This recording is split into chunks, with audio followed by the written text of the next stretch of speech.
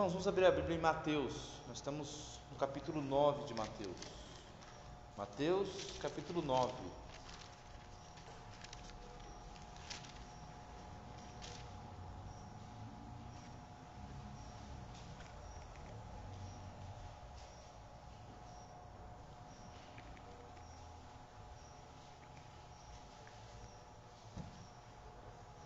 Mateus 9. A gente vai ler a partir do verso 14. Na verdade é só o verso 14 e 15 que nós vamos ler hoje, tá bom? Diz assim a palavra de Deus: Vieram depois os discípulos de João e lhe perguntaram: Por que jejuamos nós? E os fariseus muitas vezes, e os teus discípulos não jejuam?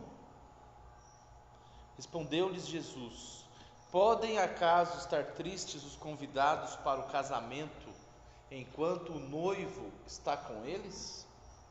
Dias virão, contudo, em que lhes será tirado o noivo, e nesses dias hão de jejuar. Pai bondoso, queremos pedir ao Senhor que abençoe a pregação da Tua palavra. O Senhor possa nos ajudar, Senhor, a ter um tempo de aprendizado, de crescimento, para a honra e glória do Teu nome. Peço a Tua bênção nesse culto. Peço que o Senhor me ajude a transmitir a Tua palavra com clareza e com fidelidade. Peço a Tua bênção, meu Pai. Eu oro em nome de Jesus. Amém. Então aqui, meus irmãos, nesse pedaço que nós chegamos aqui, do estudo em Mateus, existe essa controvérsia com relação ao jejum, né?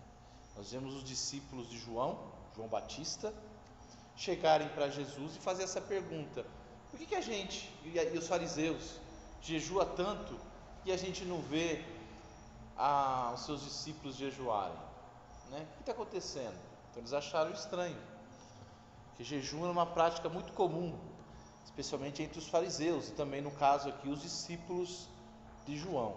Irmãos, precisamos entender algumas coisas. Quando se fala de jejum, o jejum ele está relacionado com tristeza, ele está relacionado com contrição, com dias de dor, com momentos de perda, luto, situações assim. E o contrário do jejum é festa. Em vez de jejuar, ficar sem comer, ficar triste, quietinho, meditativo, reflexivo, você festeja, você celebra. Então, enquanto o jejum traz a ideia de contrição, de tristeza, de reverência e tudo mais, a festa ela traz a ideia de alegria, dias de celebração, de gratidão, tempo de festejar, de comemorar, não é? Jejum, você não come, mas na festa, você come. Come coisa boa, coisa gostosa. É tempo de comer, é tempo de divertir-se, de rir, de alegrar-se. Então tem um oposto aqui, né? Uma ideia e outra ideia. Ideias antagônicas. Irmãos, e aqui Jesus fez a pergunta, e aí nós vemos os discípulos fizeram essa pergunta, e nós vemos a resposta de Jesus.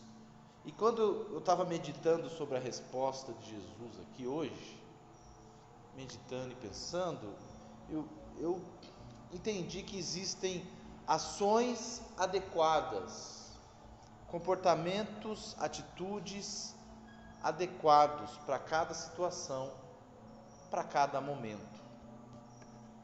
Não se devem misturar-se. O que eu entendi é isso que Jesus está falando.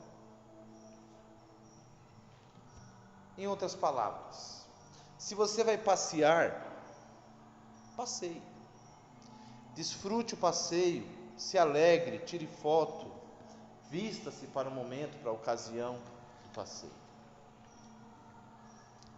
Não é momento de se fechar em tristeza, solidão, não, você está passeando, você sai com a sua família, é hora de você aproveitar o passeio. Se você vai a uma festa, a um casamento, a uma celebração, alguém te convida, celebre quando chegar lá. Se alegre com os que estão se alegrando.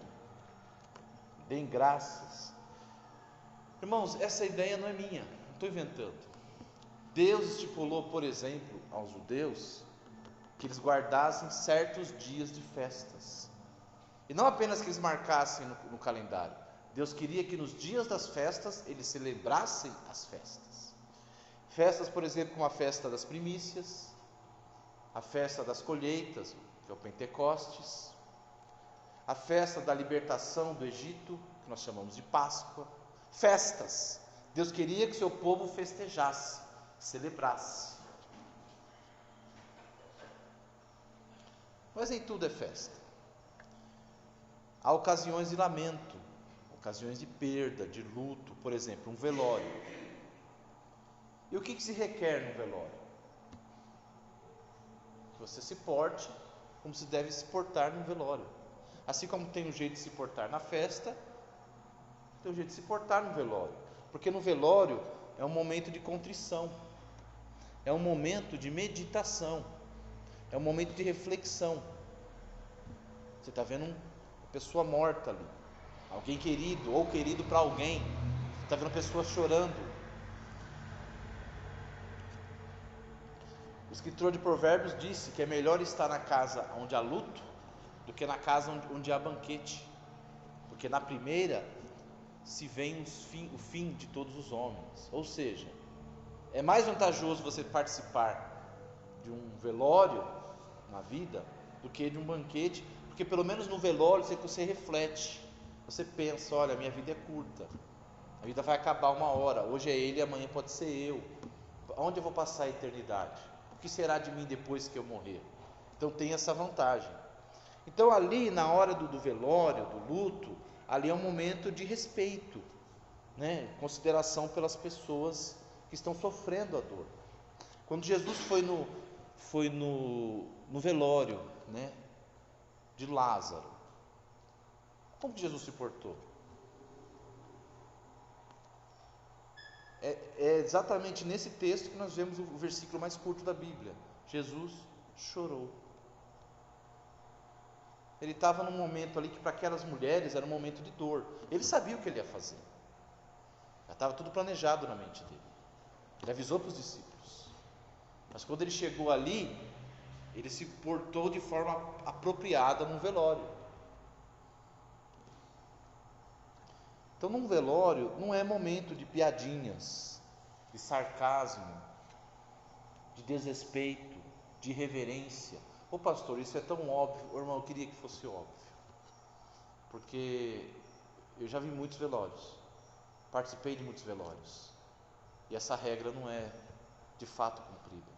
Já vi pessoas, enquanto a família estava chorando em volta do caixão, pessoas ali atrás dando risadas, dando risada alta, rindo, brincando. Parentes, olha só, o parente chegou do lado da pessoa que perdeu alguém querido, deu um abraço forte, você sentado só vendo, aquela cena linda, abraçou, chorou, segurou no rosto, olha, falou, olha, a sua dor também é minha, olha, meus pêsames, meus sentimentos, sabe, estou sentindo muito também a perda da pessoa. Ali deu meia volta, chegou ali e encontrou um conhecido, e aí? Rindo. Eu olhei para aquilo e falei, um minuto atrás o cara estava dizendo que a dor também era dele. Sabe quando a pessoa dá aquele, que todo mundo olha para ver o que é? Estala. Irmãos, cadê?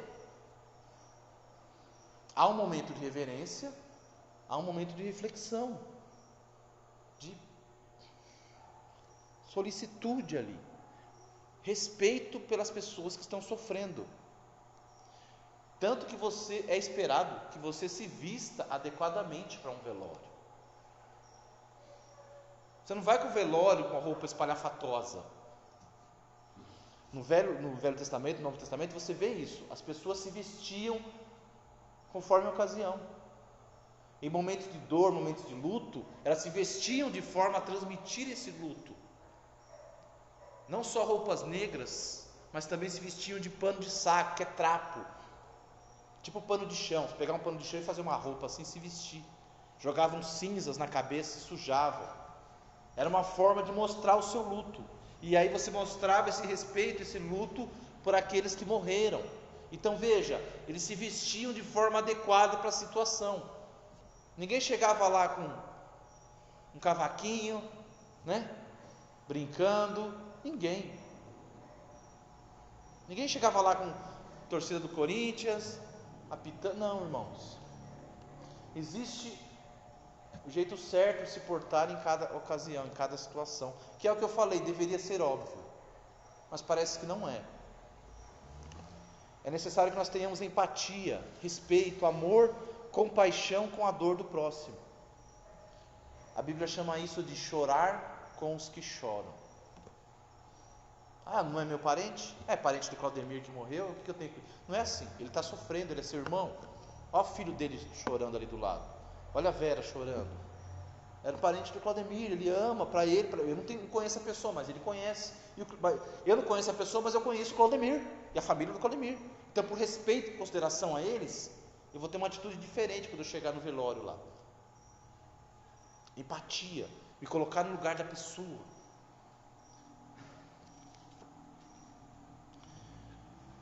Eu falei das festas, mas Deus também ordenou que o seu povo separasse um dia para jejuar, para refletir. A Bíblia fala para afligir as vossas almas. Que dia que é esse? É o dia do perdão, é o Yom Kippur. Os judeus até hoje seguem isso. No dia do perdão não tem festa, não tem casamento nesse dia lá em Israel, não tem aniversário para comemorar, não tem nada. Nesse dia é dia de contrição, é dia de meditar, refletir, confessar a Deus seus pecados, buscar o perdão. E eles fazem isso, ou é para fazer. Então Deus ordenou que fizesse isso. É uma ocasião de festejar, mas agora não é, é uma ocasião de lamentar. Há momentos que a Bíblia manda a gente celebrar. Celebrai com júbilo ao Senhor, diz o Salmo 100. Não é? Celebrai com júbilo. Tem um momento de celebração. Mas há momentos que a Bíblia manda a gente chorar. Quer ver um exemplo de momentos que a Bíblia manda a gente chorar? Olha Tiago capítulo 4.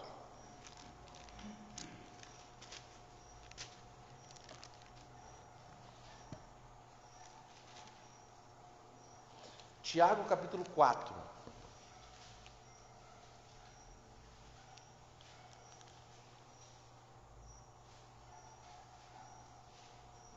Olha o que diz, irmãos. A partir do verso 8. Chegai-vos a Deus, e Ele se chegará a vós outros. Purificai as mãos, pecadores, e vós que sois de ânimo dobre, limpai o coração. Olha o verso 9. Afligi-vos, lamentai e chorai, converta-se o vosso riso em pranto, e a vossa alegria em tristeza. Humilhai-vos na presença do Senhor, e Ele vos exaltará. Aqui Tiago está dizendo, olha, quando você está chegando diante de Deus com um pecado, e você é confrontado pelo seu pecado, Deus te exorta, e você entende isso, você leva isso a sério, sabe o que você tem que fazer nessa hora? Você tem que chorar pelos seus pecados, tem que lamentar, tem que se afligir, tem que ter vergonha, tem que confessar para Deus o seu pecado. A ideia é se humilhar, chorar. Deus, o que eu fiz não é brincadeira. Você está mostrando para Deus visualmente, vamos dizer assim, olha, e para todos que quiserem ver, eu estou arrependido, eu estou envergonhado, eu estou enojado do que eu fiz, e você chora, e se derrama diante do Senhor, busca o perdão, e assim por diante. Ele fala, faça isso. Você não podia dizer, pequei, tá bom, vai, desculpa aí pessoal, não vou fazer mais nada. Não era para ter essa atitude, tinha que ter uma atitude que mostrasse, que eu não estou brincando. O pastor Douglas Gonçalves fala que o seu arrependimento, ele tem que ser proporcional ao seu pecado. Ele tem que ser tão escandaloso quanto o seu pecado foi. O seu arrependimento. Tão grandioso, quanto foi o seu pecado. Você vê o pecado de Davi com Batseba, e aí você lê o Salmo 51. O que Davi fala ali? Como Davi se humilha diante de Deus. Como que ele abre o coração, como que ele se coloca no pó pelo que ele fez. Não foi como Saul. Porque quando Samuel confrontou Saul, pequei. Mas vão comigo lá, senta comigo junto com os anciões. Foi assim a atitude de Saul. Ele estava mais preocupado, pô, se eu chegar lá sem o profeta Samuel, o que vão falar de mim? Está preocupado com o que vão falar dele. Mas Davi não, Davi se humilhou. Davi se quebrantou diante do Senhor. Demorou para cair a ficha, mas a hora que caiu, fez o que Tiago que fala: afligi-vos, lamentai e chorai. Então, meus queridos, já disse o sábio, e nós vamos ver isso: há tempo para todas as coisas. Abre lá para Eclesiastes 3. Eclesiastes capítulo 3.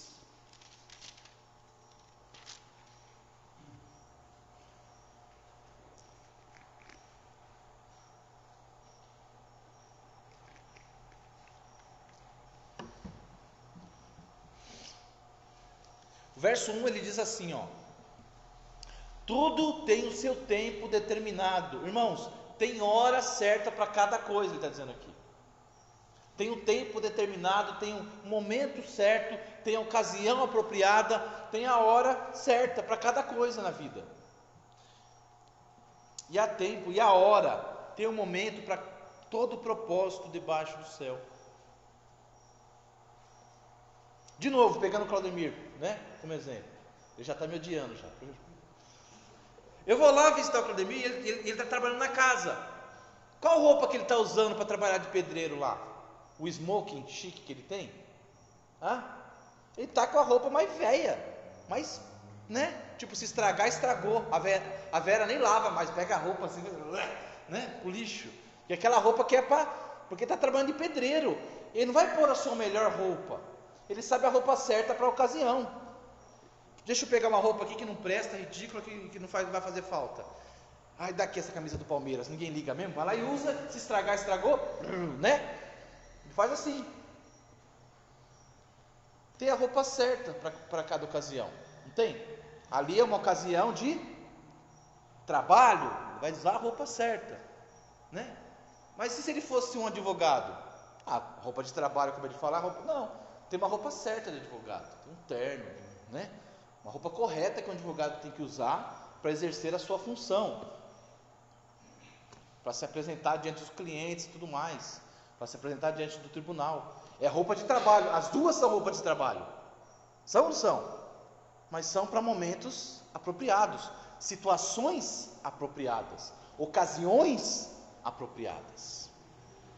Então o verso 1 diz que há um tempo, há uma hora determinada para tudo, tudo.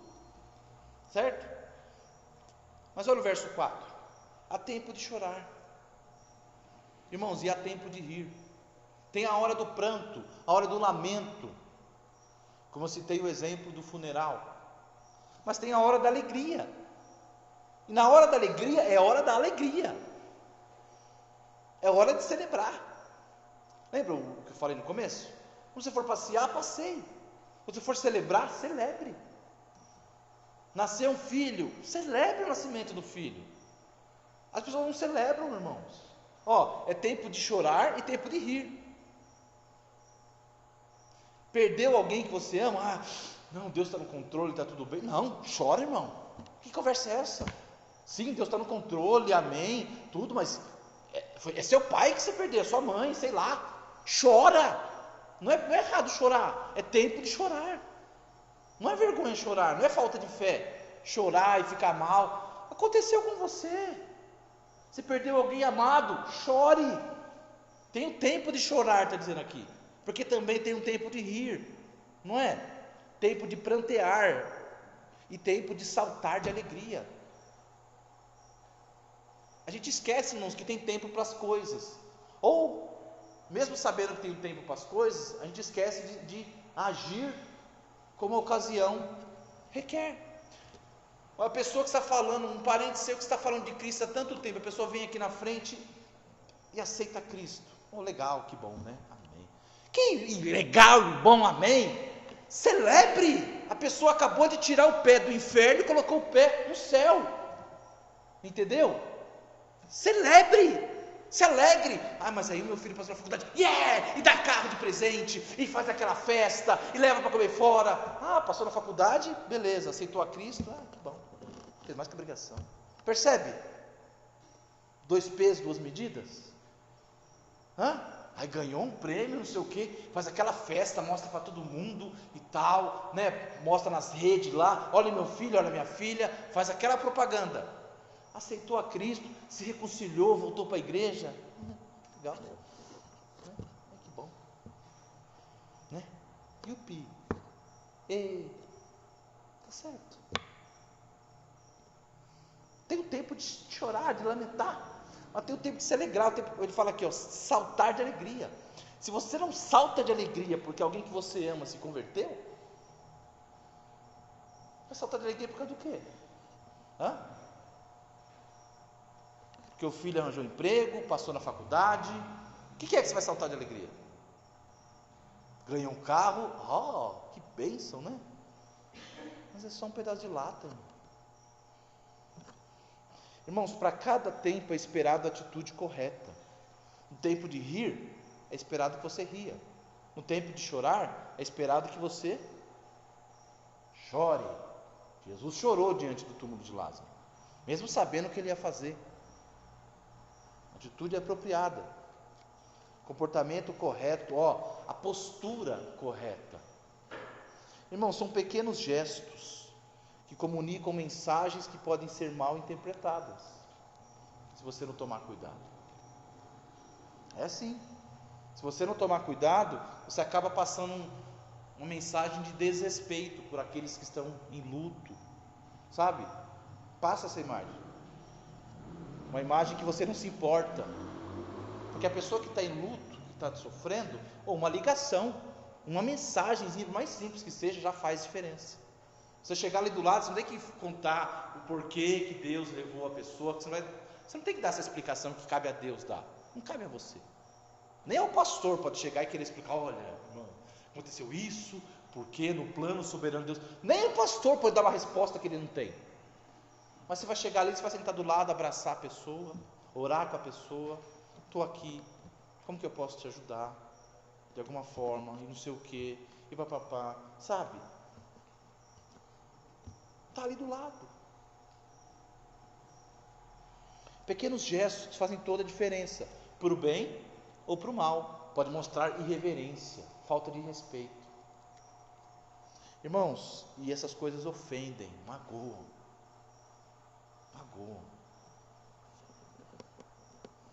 Magoam bastante. Então não podemos ser insensíveis, indiferentes. Não podemos ser inconvenientes na hora errada. Pensa, né? Tá lá o Marcos casando a Júlia, daquele momento tão esperado, né? E aí chega o pastor. Oi, Marcos, então, dá licença um minutinho, peraí, minha filha está entrando. Então, eu vim aqui falar para você, aquele cheque voltou, tá? E eu vou... Cara, vai falar isso depois, tem hora para, né? Tem hora certa. Vai dizer que, poxa, deixa o cara celebrar, o cara tá lá levando a filha para o altar, aquela festa. Tem a hora, aqui fala, tem um tempo para tudo. Tem um tempo para você chegar e cobrar. Você fala, Marcos, então, você vai entrar em disciplina. Tá, vai falar isso depois, cara. Ele não vai dar risada da disciplina, ninguém fica feliz. Tem o tempo certo, irmãos. Você passa por insensível, inconveniente, chato, pessoa sem simancol, né? Tipo, você está lá no velório, uma família católica, e você vai querer falar coisas assim que magoam ou ofendem a fé da pessoa que é católica. Gente, é a fé dela. Não creio em Jesus Cristo como Senhor e Salvador, é problema dela. Você vai ser cuidadoso ali com as pessoas. Cuidadoso. Entendeu? Tem a hora certa. Se você não pregou o evangelho até agora, na hora do velório, todo mundo chorando, você vai querer lá dar o profeta das nações vai aparecer lá, vai querer. Filha, se você não pregou antes, não adianta querer, naquela hora ali, querer. Então tem hora de rir, tem hora de brincar, irmãos, né? Hora de se alegrar, hora certa.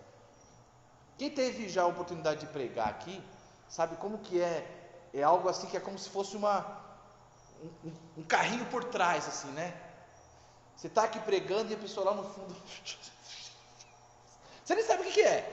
De repente é de fulano, algo que aconteceu lá fora, mas você acha que é de você já fica, sabe? Puxa, cabelo. O que é? Tô babando, o que está acontecendo? Não é, irmãos, tem momento certo de brincar, tem hora certa de brincar, entendeu? Há um comportamento, há uma postura adequada para cada situação. Quando eu li hoje, né, esse texto de Mateus, estava refletindo sobre ele, Mateus 9, isso me chamou a atenção. É o tempo certo. A resposta de Jesus para mim mostra isso. Podem acaso estar tristes os convidados para o casamento enquanto o noivo está com eles? Dias virão em que será tirado o noivo, e aí nesse dia jejuarão. Tempo certo. Vamos usar um comportamento, uma postura adequada para cada situação. Há um comportamento esperado de nós no trabalho, por exemplo. Qual é o comportamento esperado de nós no trabalho? No trabalho é esperado que você tenha o quê? Uma postura de seriedade, uma postura de compromisso, né? De dedicação. Na escola também, respeito aos professores, dedicação, companheirismo. É esperado isso, sabe? É esperado quando você vai na casa dos outros.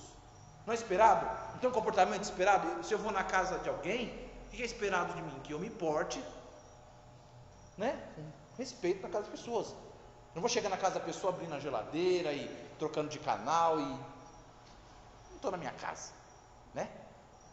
Estou na minha casa. No velório, respeito, compaixão, empatia. Num tribunal, é esperado uma certa seriedade, respeito dentro do tribunal. Na família, como que é esperado? Irmão, na família é esperado que não haja formalismos. Na família é esperado que haja o que? Liberdade, que haja sinceridade, verdade, que não haja medo de se abrir o coração. Na família você pode ser vulnerável. E na igreja, irmãos? Qual que é o comportamento esperado na igreja? Cara de velório? Eu quero olhar para o lado, não posso. É assim? A igreja tem que ser cara de velório. Você não pode chorar, mas tem que ter cara de velório. Não pode sorrir para ninguém, né? Posso cumprimentar. Oi, Josiel, né? Que bom que você estava de volta. Não, na igreja não pode. Não, irmãos, claro que pode. Mas tudo isso tem que ser feito com o quê? Com reverência e com respeito. Então são pequenos gestos. Você vem na igreja, por exemplo, uma blusa tudo aberta atrás, só aparecendo quase o comecinho do bumbum aqui. Que reverência é essa na casa de Deus? O camarada vem com, né, 3 botões abertos aqui, parecendo o peito cabeludo dele, né? Que reverência é essa na casa de Deus? Gente, não é clima de velório e andar igual um robô, mas tenha a coisa certa, apropriada. É sério, você não vai no shopping de um jeito, do mesmo jeito que você vai na igreja. É esperado isso, tem um momento certo, apropriado é a palavra correta. Assim como tem momento, tem a postura esperada quando vão na sua casa, ou quando você vai visitar alguém, ou quando você está no seu trabalho, ou no tribunal, como eu falei aqui, no velório, é esperado também na igreja uma postura correta, uma postura, digamos assim, adequada à situação, sabe? A pregação da palavra de Deus requer reverência e atenção.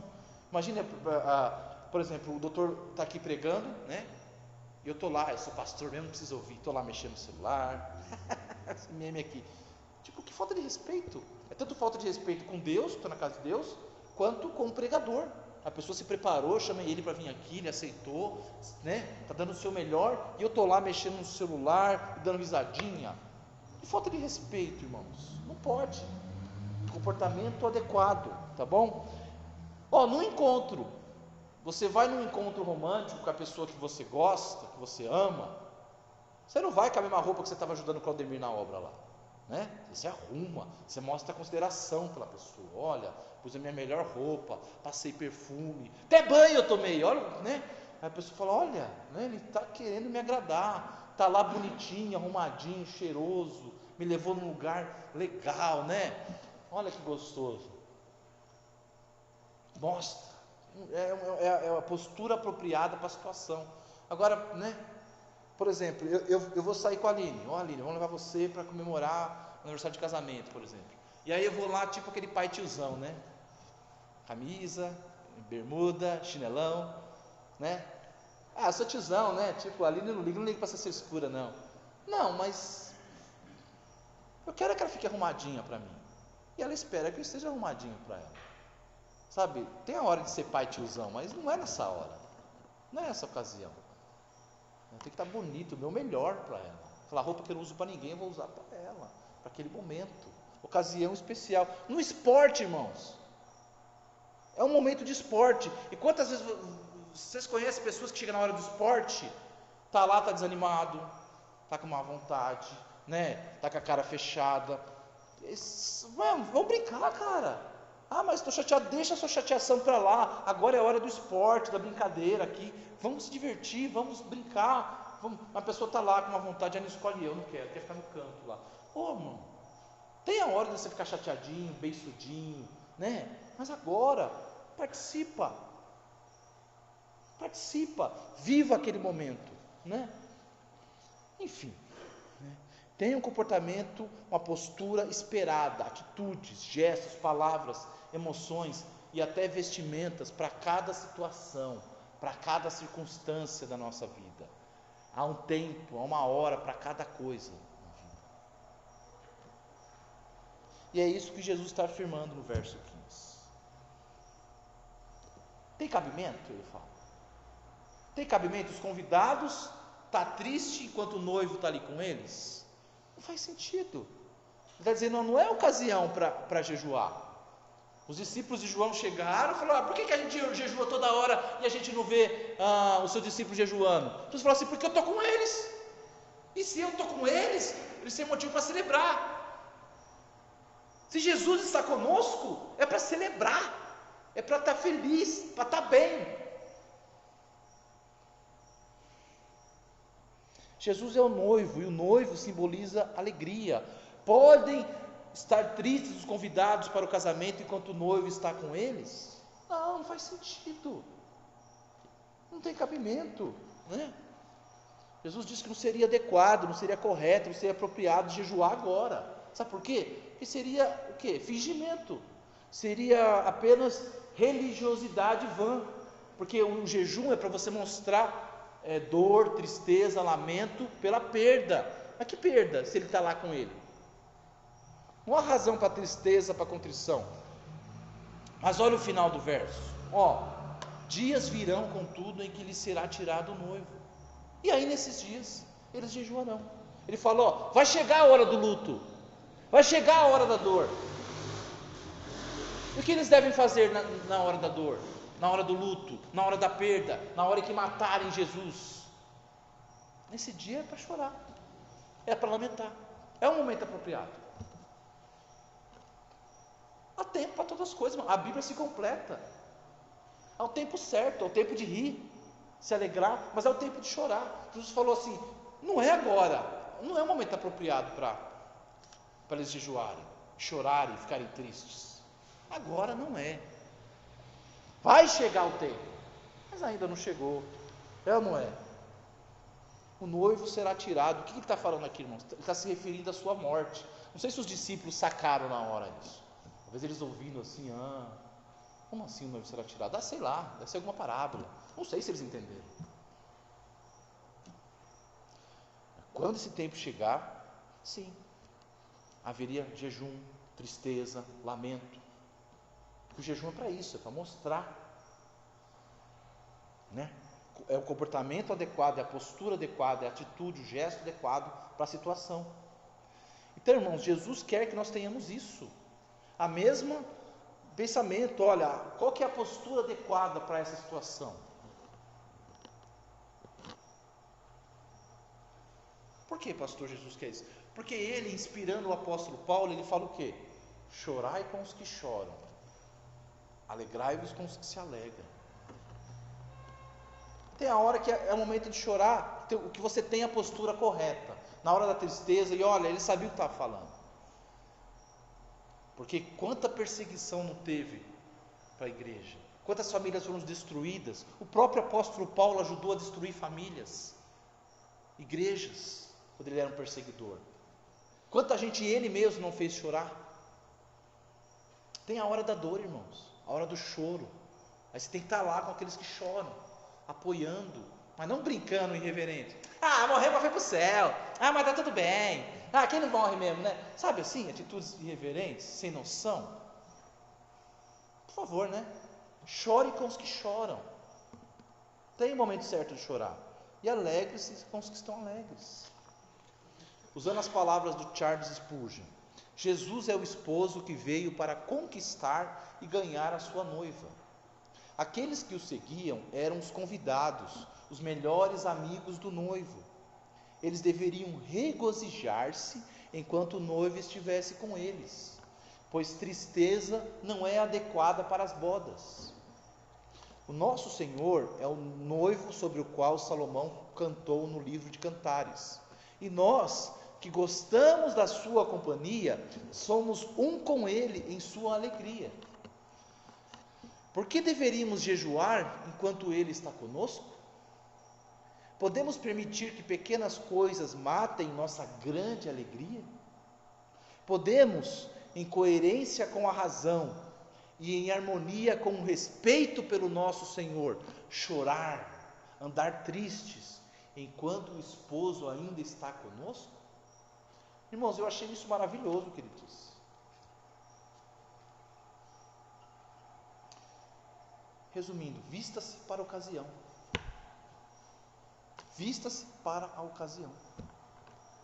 Celebre, exulte a Deus quando você estiver sentado aqui na hora do louvor. Louve a Deus. Agora é hora de louvar. Eu tenho meus problemas, minhas dificuldades, mas vou pegar tudo isso aqui, vou pôr aqui de lado e agora eu vou cantar para o meu Senhor. Eu vou louvá-lo, porque agora é a ocasião do louvor. Daqui a pouco é um momento de reverência, de atenção. Nessa hora minha boca vai se fechar, eu vou ouvir, vou prestar atenção ao que Deus quer falar comigo. É a hora de eu me calar e prestar atenção. Mas agora é a hora do louvor. E na hora do louvor eu quero louvar.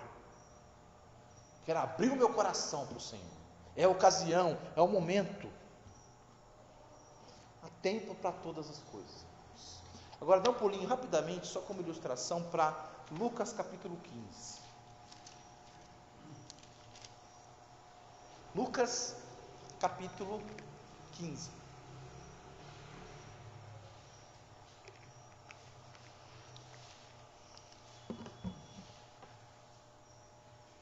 Lucas capítulo 15, temos 3 parábolas. Eu quero falar da parábola mais famosa, a parábola do filho pródigo. A partir do verso 11, acompanhe comigo a leitura. Continuou: certo homem tinha 2 filhos. O mais moço deles disse ao pai: Pai, dá-me a parte dos bens que me cabe. E ele lhes repartiu os haveres. Passados não muitos dias, o filho mais moço, ajuntando tudo que era seu, partiu para uma terra distante, e lá dissipou todos os seus bens, vivendo dissolutamente. Depois de ter consumido tudo, sobreveio àquele país uma grande fome, e ele começou a passar necessidade. Então ele foi e se agregou a um dos cidadãos daquela terra, e este o mandou para os seus campos, a guardar porcos. Ali desejava fartar-se das alfarrobas que os porcos comiam, mas ninguém lhe dava nada. 17. Então, caindo em si, disse: quantos trabalhadores de meu pai têm pão com fartura, e eu aqui morro de fome? Levantar-me-ei e irei ter com meu pai e lhe direi: Pai, eu pequei contra o céu e diante de ti, já não sou digno de ser chamado teu filho. Trata-me como um dos teus trabalhadores. E levantando-se foi para seu pai. Vinha ele ainda longe, quando seu pai o avistou, e compadecido dele, correndo, o abraçou e o beijou. O filho lhe disse: Pai, pequei contra o céu e diante de ti, já não sou digno de ser chamado teu filho. 22. O pai, porém, disse aos seus servos: trazei depressa a melhor roupa, vestiu, ponde-lhe um anel no dedo, sandália nos pés. Trazei também e matai um novilho cevado, comamos e regozijemo-nos, porque este meu filho estava morto e reviveu, estava perdido e foi achado. Olha que maravilha. Percebeu? Pescou? O filho voltou. O filho que era dado como morto, como perdido, voltou. Estragou a vida, se meteu em um monte de coisa errada, mas voltou. Voltou são e salvo, voltou. Não são, né? Apenas salvo. Se arrependeu e voltou. As palavras dele mostram que ele caiu em si, que ele se arrependeu e voltou para o Pai. O que o Pai fez? Era momento de celebrar. Tá, vai ter um sermão depois. Vai, que seja. Mas aquela hora era a hora de celebrar. Sabe, um filho perdido voltou, apareceu. Vamos celebrar, ele celebra. Pega a melhor roupa, olha, é alegria. Sabe por que o pai fez isso? Porque ele estava transbordando de alegria. Quantas orações por aquele filho, pedindo, e torcendo para que ele esteja bem e tal, e sabendo que está uma fome danada aí fora, e aí de repente o filho aparece, volta e se humilha diante do pai, o pai o abraça e beija, fala, você voltou, é o que eu mais queria. Então ele celebra. Como que o pai expressa sua gratidão? Celebrando, fazendo uma festa. Era ocasião para festejar, irmãos. Não é quando as coisas vão bem nos negócios, fizemos grandes vendas, papapá. Olha, quer motivo melhor para celebrar do que esse? Verso 22 a 24 de novo. O pai, porém, disse aos seus servos: trazei depressa a melhor roupa, vestiu, pondo-lhe um anel no dedo, sandália nos pés, trazei também e matai o novilho cevado, comamos, regozijemo-nos, porque esse meu filho estava morto e reviveu, estava perdido e foi achado. Irmãos, ele repete mais ou menos isso também no verso 32. Entretanto, era preciso que nos regozijássemos e nos alegrássemos, porque esse teu irmão estava morto e reviveu, estava perdido e foi achado. Irmãos, não seja como o filho mais velho dessa parábola. Não seja. Olha o verso 25. Ora, o filho mais velho estivera no campo, e quando voltava, ao aproximar-se da casa, ouviu música e as danças. Chamou um dos criados e perguntou-lhe o que era aquilo, e ele informou: veio teu irmão e teu pai mandou matar um novilho cevado, porque o recuperou com saúde. Ele se indignou e não queria entrar. Saindo, porém, o pai procurava conciliá-lo, mas ele respondeu a seu pai: há tantos anos que eu te sirvo, sem jamais transgredir uma ordem tua, e nunca me deste um cabrito sequer para alegrar-me com os meus amigos. Vindo, porém, esse teu filho, que desperdiçou os teus bens como meretrizes, tu mandaste matar para ele um novilho cevado? Então lhe respondeu o pai: meu filho, tu sempre estás comigo, tudo que é meu é teu. Entretanto, é preciso que nos regozijássemos e nos alegrássemos, porque o teu irmão estava morto e reviveu, estava perdido e foi achado. Irmão, era um momento de celebrar, de festejar, de agradecer a Deus, de se alegrar juntos. Afinal de contas, o irmão perdido voltou para casa. Mas sabe, o filho mais velho, irmãos, ele só enxergava a si mesmo, só enxergava seus interesses, suas vontades, só ele. Quando a pessoa só enxerga a si mesma, ela age assim. Em vez de celebrar, que era a hora de celebrar, ele ficou bravo, ficou chateado, ficou emburrado, ele fez beicinho, ficou lá no canto. Não era hora de fazer beicinho, ficar no canto. Então, meu irmão, não faça assim também. Não faça só o seu gosto, né? Do seu jeito. Eu vou no velório do meu jeito. Se não me aceita do jeito que eu sou, é assim. No trabalho eu uso o PI se eu quiser. Está contente? Não é assim. Tem a ocasião certa, a situação certa. Eu vou na igreja do jeito que eu achar. Tá certo isso? Tem a ocasião certa, irmão. A igreja, pelo amor de Deus, é casa de Deus, lugar de reverência, de respeito, diante do Santo dos Santos, que é o Senhor. Não é de qualquer jeito, não faz sentido. As coisas não tem que ser do seu jeito, como você gosta. O mundo não gira ao seu redor. Está no trabalho? Tem a postura do trabalho. Está com a família? Desfrute da sua família. Está no velório? Bom, já falei, né? Vou ficar repetindo. Então, voltando outra vez para o texto de Mateus, capítulo 9, versículo 15. Veja a pergunta de novo dos fariseus no verso 14. Por que jejuamos nós e os fariseus muitas vezes, e os teus discípulos não jejuam? Repara bem nessa pergunta. Ele está perguntando assim, por que nós e os fariseus jejuamos muitas vezes, e por que os teus discípulos não jejuam? Se você reparar bem o verso 15, você vai ver que Jesus só respondeu a segunda metade da pergunta, não é? Ele fala sobre os discípulos. Ele fala, tem cabimento os amigos do noivo estar tristes enquanto o noivo está com eles? Está falando dos seus discípulos. Tem cabimento eles jejuar agora? Ficar tristes agora, lamentar, se eu estou junto deles? Irmãos, Jesus respondeu a razão do comportamento dos seus discípulos. O comportamento dos discípulos de João e dos fariseus, eles mesmos deveriam responder. Eles mesmos. Quando eles começam perguntando aqui no verso 14, por que jejuamos nós e os fariseus muitas vezes? Jesus fala assim, essa parte responde vocês. Por que vocês estão sempre jejuando, vocês os fariseus? É vocês que têm que responder. Agora, quanto aos meus discípulos, isso eu respondo. E isso eu respondo. É como se alguém chegasse para mim e falasse assim, por que eu e minhas amigas nos vestimos igual piriguetes e a sua filha se veste de uma forma tão decente? Eu falo, olha, eu posso responder pela minha filha. Minha filha se veste de forma decente pelo temor que ela tem do Senhor. Ponto. Agora, por que você e suas amigas se vestem igual piriguetes? Aí vocês têm que responder. Aí é com vocês.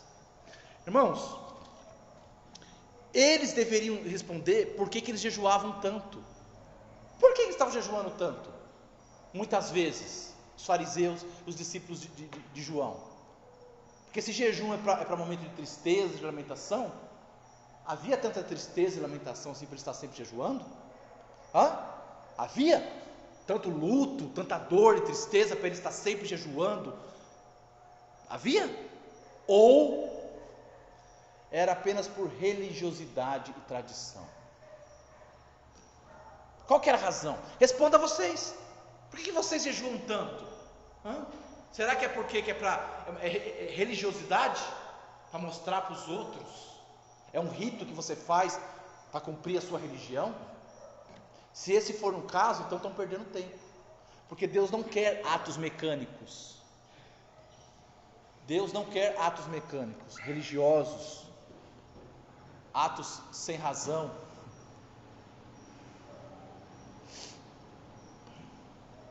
Irmãos, Deus não quer ritos sem sentido. Sabe o que Deus quer? Foi o versículo que nós lemos no começo do culto. Deus quer ser adorado em espírito e em verdade. Por que você jejua? Não sei, eu tenho que jejuar, é costume, todo mundo da família jejua no dia 15, no dia 20, sei lá, é o costume. Não é para jejuar por costume. Por que você participa da ceia do Senhor? Não sei, todo mês o pastor pega, põe ali o copinho, o pãozinho. Eu nem sei direito. Então você faz por fazer?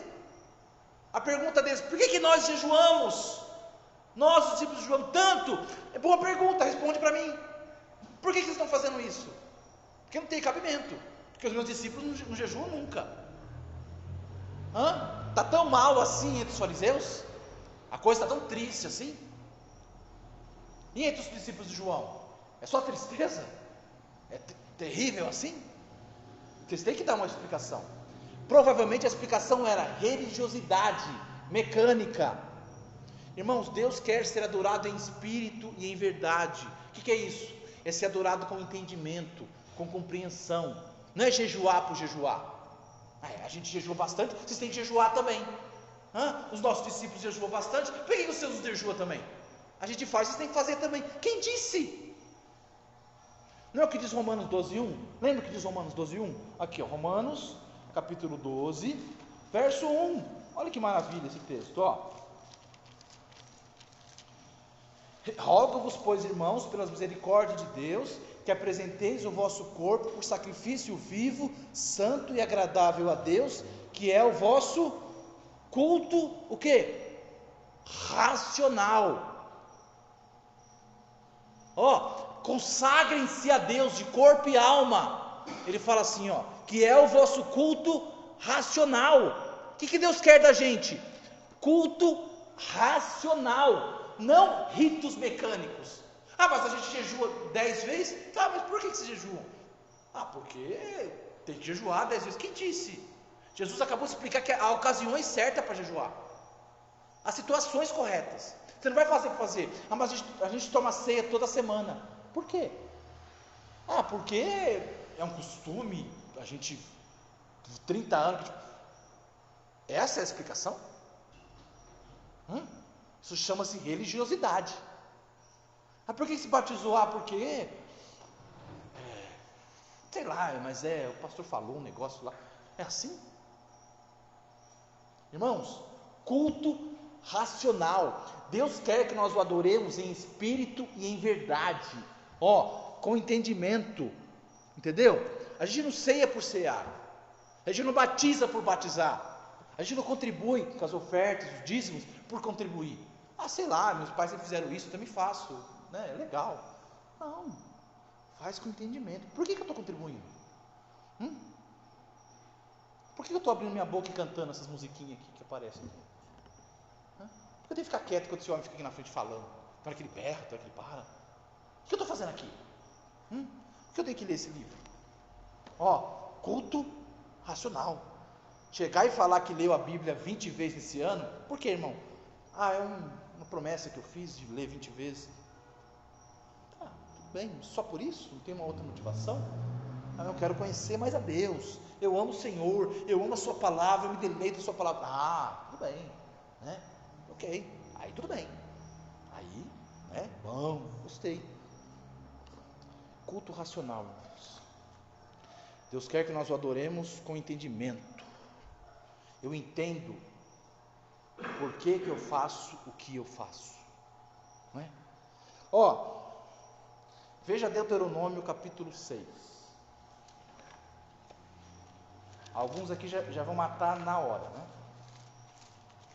Deuteronômio capítulo 6.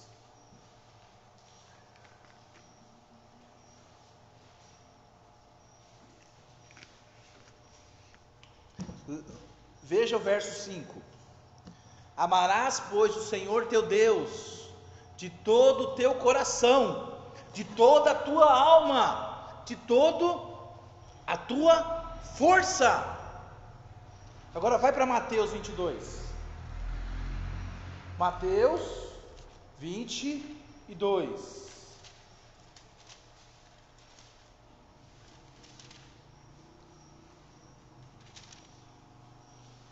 Mateus 22. A partir do verso 36 e 37. Mestre, qual é o grande mandamento da lei? Respondeu-lhe Jesus: amarás o Senhor teu Deus de todo o teu coração, de toda a tua alma e de todo o teu entendimento. Pegou aqui alguma coisa? Captou? Teve uma mudança, uma ênfase de Jesus, uma ênfase no entendimento. Devemos amar a Deus com entendimento, não é fazer por fazer. Todo jejum ritualista é mera casca, é aparência de piedade. Jesus falou isso no Sermão do Monte. Quando você jejuar, faz aquela cara de que está sofrendo para todo mundo ver, olha, está jejuando, está mostrando para todo mundo, contando para todo mundo que você está jejuando. você for jejuar, vai lá, lava a cara, se arruma, que ninguém perceba que você está jejuando. Por quê? Porque você está fazendo para Deus, não é para os homens. Entendeu?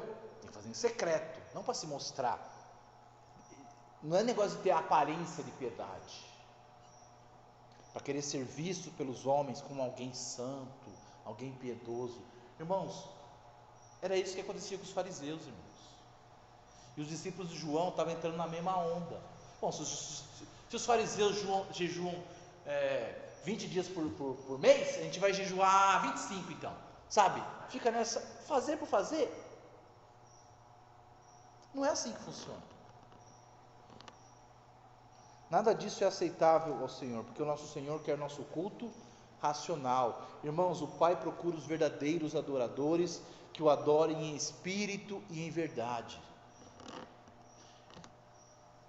Tem ocasião para cada coisa, irmãos. Tem um tempo certo para cada situação. Mas quando você for adorar a Deus, quando se tratar de atos de fé, que seja sincero. A palavra sincera vem de sem cera. Sem cera. Que era como alguns homens no passado, quando eles iam vender estátuas ou vasos, mas aparecia pequenas trincas, eles passavam uma cera ali para disfarçar, enganar e vender. Sem cera, sincero para Deus. Não é para jejuar por jejuar. Não, quando tiver hora de jejuar, você vai jejuar. Quando chegar a hora de cantar, então cante. Na hora de louvar, louve. Não fica a boca calada, não. Louve ao Senhor, porque é o momento de, como igreja, como congregação, louvar ao nosso Deus. Ah, mas eu estou triste. Põe a tristeza aqui do lado, só um pouquinho, só dá 10 minutinhos, tristeza, rapidinho, deixa eu louvar o meu Deus. Porque tristeza eu vou ter toda hora mesmo. É problema aqui, problema ali, dor ali, blá blá blá. Vai ter mesmo. Deixa a tristeza um pouquinho ali, cante ao Senhor, que te criou para o louvor da sua glória. Na hora de ficar quieto, você fica quieto, ouve a palavra de Deus. Na hora de se humilhar diante da palavra de Deus, você se humilha.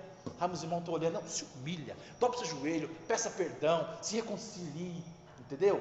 É a hora, é o momento, é a ocasião certa. Deus quer que nós sejamos sem cera, sem maquiagem, sem máscara, verdadeiros, puros. O Salmo 51,6 diz: eis que te comprases na verdade no íntimo. Deus tem prazer na verdade no íntimo. Deus quer atos de sinceridade, pureza, verdade, lá no íntimo do nosso coração. Irmãos, para terminarmos, a presença do esposo, a presença de Jesus, traz alegria. Jesus respondeu para eles: não tem cabimento eles jejuarem e ficarem tristes, lamentando, se o esposo está com eles. Irmãos, e aonde Jesus está, há alegria, há vida. Se você anda na presença dele, não deve estar sempre triste, emburrado, cara fechada. Não se encaixa. Você tem problemas, tem momentos de tristeza, de luta, de seriedade, você não está bem, normal, mas a vida não tem que ser só isso. Porque o Salmo 16,11 diz: em sua presença a plenitude de alegria.